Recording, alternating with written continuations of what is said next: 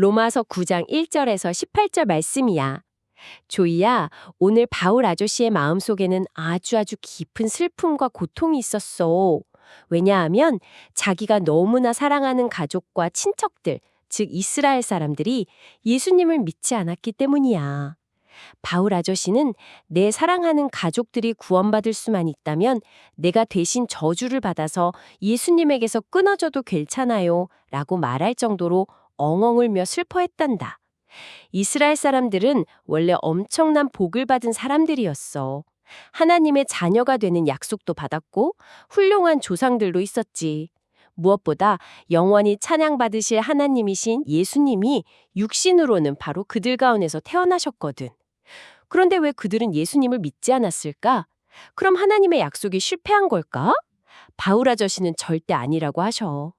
이스라엘 사람으로 태어났다고 해서 모두가 진짜 이스라엘 사람은 아니란다. 아브라함 할아버지의 자손이라고 다 진짜 자녀가 아니야. 하나님이 약속하신 대로 태어난 이삭만이 진짜 자녀로 인정을 받았지. 육신으로 태어났다고 다 하나님의 자녀가 아니라 오직 하나님의 약속을 믿는 사람만이 진짜 자녀라는 뜻이야. 리브가 할머니가 쌍둥이인 야곱과 에서를 뱃속에 가졌을 때도 똑같았어. 두 아들이 태어나기도 전이고 착한 일이나 나쁜 일을 하기도 전이었는데 하나님은 동생인 야곱을 선택하셨단다. 왜 그러셨을까? 그것은 하나님의 선택이 우리가 얼마나 착한 행동을 했느냐에 달린 게 아니라 오직 우리를 부르시는 하나님의 마음, 즉 은혜에 달려있다는 것을 보여주시려는 거였어. 그러면 하나님이 불공평하신 걸까? 절대로 그렇지 않아요. 하나님은 모세 할아버지에게 내가 불쌍히 여기고 싶은 사람을 불쌍히 여길 거야 라고 말씀하셨어. 구원은 사람이 원한다고 억지로 얻을 수 있는 것도 아니고 내 힘으로 애를 쓴다고 되는 것도 아니야. 오직 우리를 불쌍히 여겨주시는 하나님의 크신 사랑에 달려있단다. 이집트의 고집쟁이 파라오 왕도 하나님의 능력을 온 세상에 보여주기 위해 쓰임받았어. 하나님은 마음 먹으신 대로 어떤 사람은 불쌍히 여기시고 어떤 사람은 고집을 부리도록 그냥 내버려 두시기도 한단다. 와, 방금 들려주신 이야기를 가만히 생각해보니까 조금 충격적인데요. 충격적이라고. 허허, 어떤 부분이 우리 예쁜 손녀를 그렇게 깜짝 놀라게 했을까? 아마 지금 함께 듣고 있는 어린이 여러분도 저랑 완전 비슷한 생각을 했을 것 같아요. 보통 우리는 집에서 부모님 말씀 잘 듣고 주일학교 예배에 안 빠지고 친구들이랑 안 싸우고 착한 일을 많이 해야 칭찬 스티커도 받고 하나님의 훌륭한 자녀가 될 자격이 생겼다고 생각하잖아요. 그렇지. 세상에서는 보통 그런 규칙이 당연하게 여겨지니까 말이다. 맞아요. 그런데 오늘 바울 아저씨 이야기는 내가 아무리 방 청소를 완벽하게 하고 칭찬 스티커를 100장을 모아도 그런 나의 노력 때문에 하나님의 자녀가 되는 건 아니라는 거잖아요. 솔직히 말하면 세상의 규칙이랑 완전히 반대라서 처음엔 조금 이상하게 들리기도 해요. 우리 손녀 말이 아주 예리하고 정확하단다.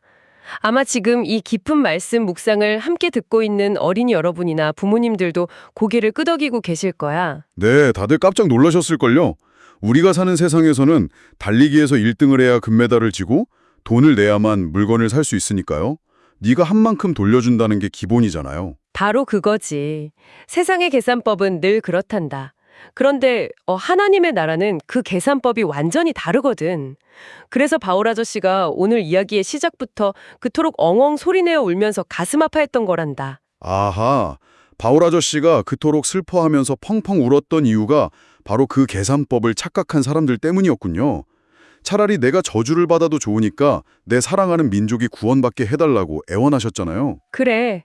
바울 아저씨는 자기가 너무나 사랑하는 가족과 이스라엘 사람들이 그 엄청난 선물을 놓치고 있는 게 너무너무 안타까웠던 거지. 그렇다면 이스라엘 사람들은 도대체 무슨 커다란 착각을 하고 있었길래 그 귀한 걸 놓치고 있었던 걸까요? 이스라엘 사람들은 스스로 아주 대단하다고 믿는 엄청난 착각을 하고 있었어. 우리 조상이 누군지 알아? 바로 믿음의 조상 아브라함 할아버지야. 우리는 대대로 하나님을 믿는 뼈대에 있는 집안이라고 이렇게 생각했던 거란다. 아, 그러니까 우리는 다른 나라 사람들처럼 노력하지 않아도 태어날 때부터 당연히 자동 통과, VIP 하이패스로 천국에 가는 거다. 이렇게 믿었던 거네요. 아주 정확한 비유구나.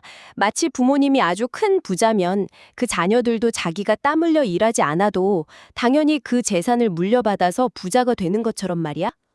어떤 느낌인지 확 와닿아요. 우리 주변의 일상으로 치면 우리 가족은 할아버지 때부터 3대째 교회를 열심히 다니니까 나는 볼 것도 없이 무조건 천국 가는 거 아니야? 라고 생각하는 거랑 똑같네요. 그렇지. 아주 무서운 착각이지.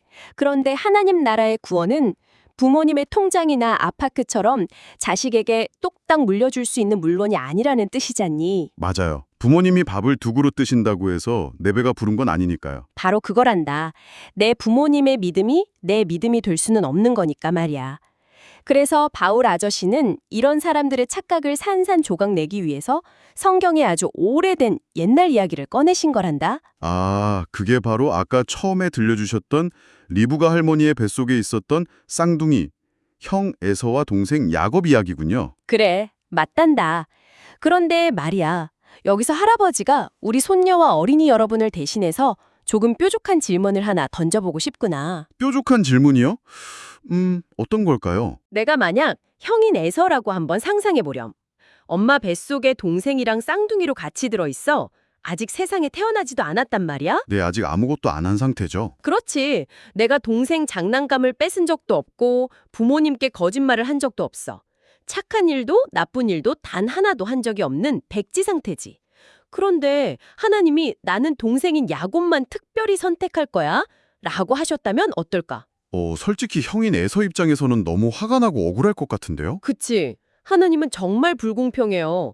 나한테 착한 일을 할 기회도 안 주시고 내가 큰아들인데 왜 무조건 동생만 예뻐하시나요? 이렇게 따질 수도 있지 않겠니? 듣고 보니까 진짜 그렇네요.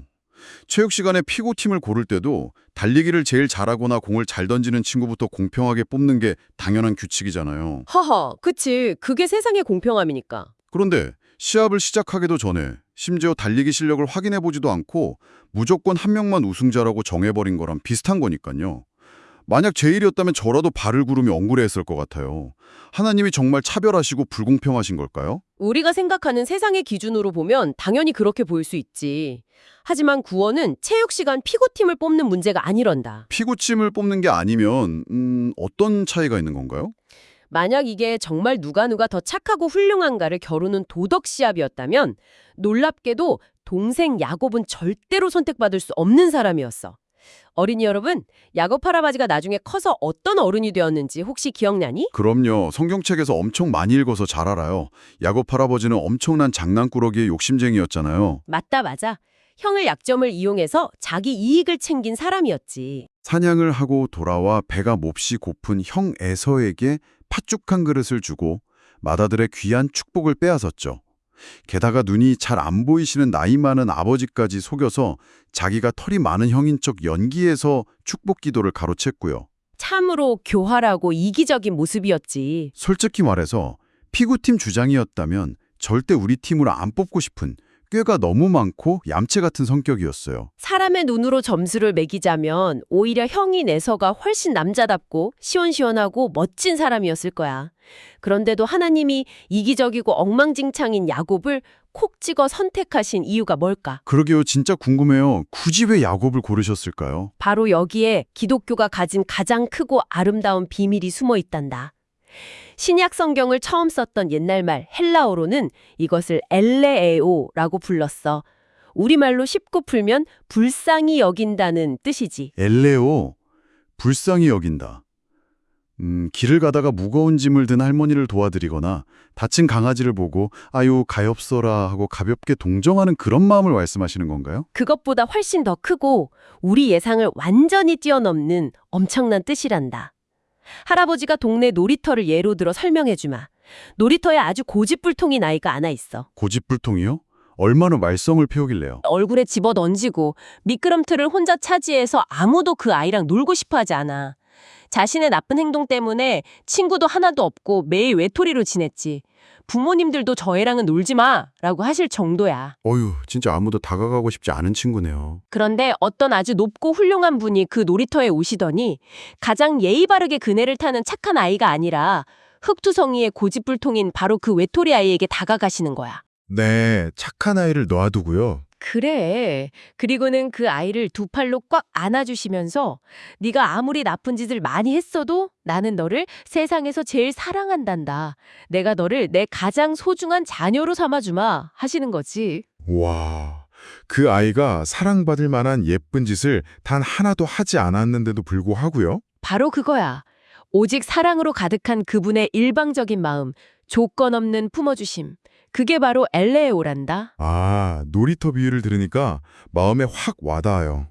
그 고집불통 아이는 진짜 자기가 뭘 잘해서 칭찬 스티커를 많이 모아서 안아주심을 받은 게 전혀 아니네요. 그렇단다. 오직 그 어른의 조건 없는 한없이 크고 따뜻한 사랑 덕분이지. 그럼 하나님이 야곱을 선택하신 것도 야곱이 착해서가 아니라 자격 없는 사람을 그냥 불쌍히 여기고 덮어주시는 하나님의 마음, 바로 그 엘레오 때문이었군요. 그렇지.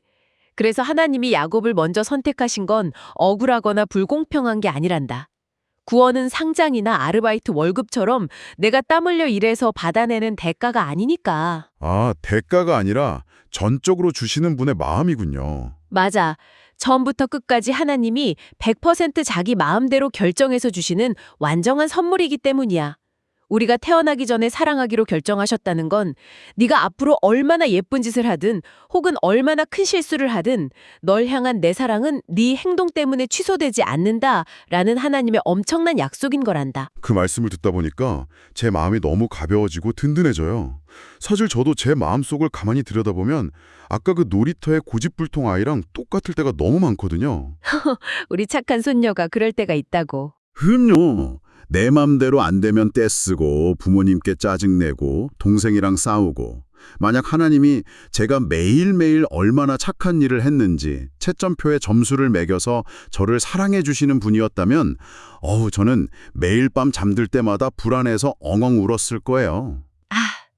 오늘 동생이랑 싸웠는데 하나님이 내일 나를 천국 명단에서 지워버리시면 어떡하지?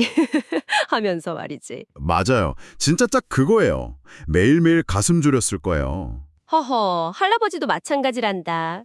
우리 마음속에는 애굽의 고집쟁이 파라오 왕처럼 하나님 말씀을 안 듣고 내 맘대로 하고 싶어하는 뾰족하고 딱딱한 마음이 다 숨어 있어. 네, 정말 그런 것 같아요. 그래서 예수님이 이 땅에 오셔서 십자가에 달리신 거란다. 우리 스스로의 힘으로는 절대 100점짜리 착한 사람이 될 수 없다는 걸 하나님이 아셨거든. 아, 그래서 십자가가 필요했던 거군요. 그래, 우리가 여전히 고집을 부리고 여전히 죄를 짓는 흙투성이 상태일 때 예수님이 십자가에서 흘리신 피로 우리를 깨끗하게 씻어주시고 꽉 안아주신 거란다. 이 십자가가 바로 자격 없는 자를 향한 엘레레오, 하나님의 크신 사랑이 우주에서 가장 밝게 빛나는 곳이지. 흙투성이 상태일 때 먼저 씻어주시고 꽉 안아주신 그 사랑, 진짜 너무 감사하고 신기해요. 그런데 어린이 여러분과 부모님들이 이렇게 크고 조건 없는 사랑을 받았다는 걸 머리로는 다 알 텐데 우리의 매일매일 일상생활에서는 어떻게 달라져야 할까요? 아주 중요한 질문이구나. 실생활에서의 변화 말이지. 네, 솔직히 다들 가끔씩은 착각에 빠질 때가 있잖아요. 내가 남들보다 더 낫다고 생각하는 그런 거요. 우리 생활 속의 착각이라? 구체적으로 어떤 착각을 말하는 걸까? 예를 들면 이런 거예요. 주일학교에서 성경 구절을 10개나 외워서 발표했을 때 속으로 저 친구는 하나도 못 외웠네? 나는 헌금도 잘 내고 기도도 눈 꼭 감고 제일 큰 목소리로 하니까 하나님이 저 친구보다 나를 100배는 더 사랑하실 거야 하고 뽐내고 싶은 마음이 쑥 올라올 때요. 아이고, 정말 현실적인 예시구나. 어른들도 마찬가지란다. 맞아요. 아마 함께 듣고 계신 부모님들도 비슷하실걸요. 내가 우리 교회에서 청소봉사도 제일 많이 하고 주일 예배도 한 번도 안 빠지는데 나 정도면 구원받기에 꽤 괜찮은 사람이지? 하고 스스로 어깨가 으쓱해지면서 다른 사람을 은근히 판단하게 되는 그런 교만한 마음이요. 정곡을 찔렸구나. 우리가 신앙생활이나 일상생활을 하면서 정말 자주 넘어지는 함정이지. 하지만 오늘 우리가 배운 이 절대적인 사랑, 나를 불쌍히 여겨주시는 은혜의 비밀을 진짜로 가슴 깊이 깨달은 사람은 결코 그렇게 목에 힘을 줄 수가 없단다. 맞아요. 왜냐하면 내가 잘나서 내가 기도를 길게 해서 구원받은 게 아니라는 걸 확실히 알게 되었으니까요. 그렇지. 100% 공짜로 받은 선물인데 내 선물이 네 것보다 더 비싸고 멋져. 나는 이걸 받을 자격이 충분해서 받은 거야. 라고 잘난 척하는 건 진짜 말도 안 되게 웃긴 일이잖니. 그러니까요. 공짜로 받은 주제에 자기가 산 것처럼 뽐내는 꼴이잖아요. 참된 은혜를 깨달은 사람은 나보다 조금 부족해 보이는 친구들 무시하거나 얕보는 게 아니야. 오히려 바울 아저씨처럼 애통하는 마음, 눈물을 흘리는 마음을 가지게 된단다. 바울 아저씨가 눈물을 흘리셨던 그 마음이요. 그래. 아직 이 놀라운 선물을 알지 못해서 자기 힘으로 칭찬 스티커를 모으려고 아둥바둥 사러 가는 친구들. 세상에서 1등이 되려고만 애쓰느라 예수님을 모르는 잃어버린 영혼들을 보면 마음이 찢어지게 아프고 불쌍한 마음이 드는 거지. 그렇겠는데요. 저렇게 힘들게 안 살아도 되는데 거저 주시는 은혜가 있는데 하면서 안타까워지겠어요? 나도 예전에는 저 친구처럼 아무것도 모르고 내 착한 행동만 자랑하던 고집쟁이였는데 하나님이 나를 불쌍히 여겨주셨구나. 하나님, 저 친구에게도 이 크신 사랑을 알게 해주세요 하고 눈물로 기도하게 되는 거란다. 이제 모든 퍼즐이 다 맞춰졌어요. 바울 아저씨가 오늘 묵상 메인 처음에 엉엉 울었던 진짜 이유가 이제야 완벽하게 이해가 돼요. 그래, 우리 똑똑한 손녀가 어떻게 이해했는지 한번 들어볼까? 사람들이 미워서 화를 내신 게 아니라 이 진짜 공짜 선물이 바로 눈앞에 있는데도 그걸 모르고 자기들 핏줄만 자랑하는 사람들이 너무 안타깝고 슬퍼서 피눈물을 흘리셨던 거군요.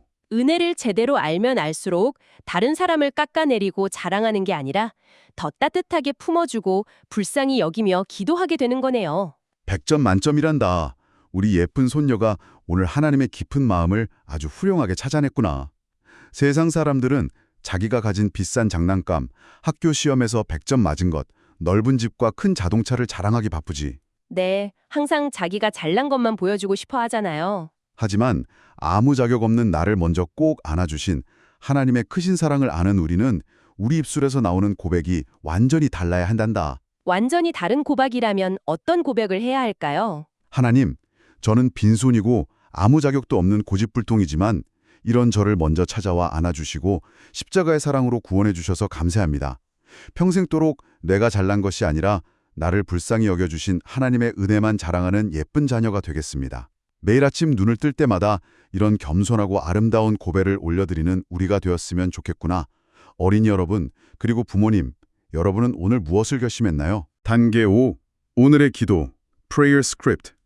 온 우주를 다스리시는 높고 위대하신 하나님 아버지, 아무런 자격도 없는 저를 창세 전부터 사랑해 주시고 하나님의 자녀로 특별하게 선택해 주시니 정말 감사합니다.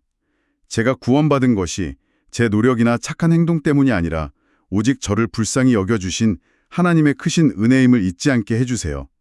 우리 조이가 내가 남들보다 뛰어나서 사랑받는다고 교만하지 않고 언제나 하나님의 은혜에 감사하는 겸손한 아이로 자라게 도와주세요. 그리고 바울 아저씨처럼 잃어버린 영혼들을 슬퍼하며 기도하는 따뜻한 마음도 허락해 주세요. 저를 사랑으로 부르신 예수님의 이름으로 기도합니다. 아멘. 우리 조이, 내가 무엇을 해서가 아니라 나 자체를 거저 사랑해 주시는 하나님의 크신 품 안에서 오늘도 푹 쉬고 기뻐하렴. 할아버지가 들려줄 다음 로마서 이야기도 정말 기대되지.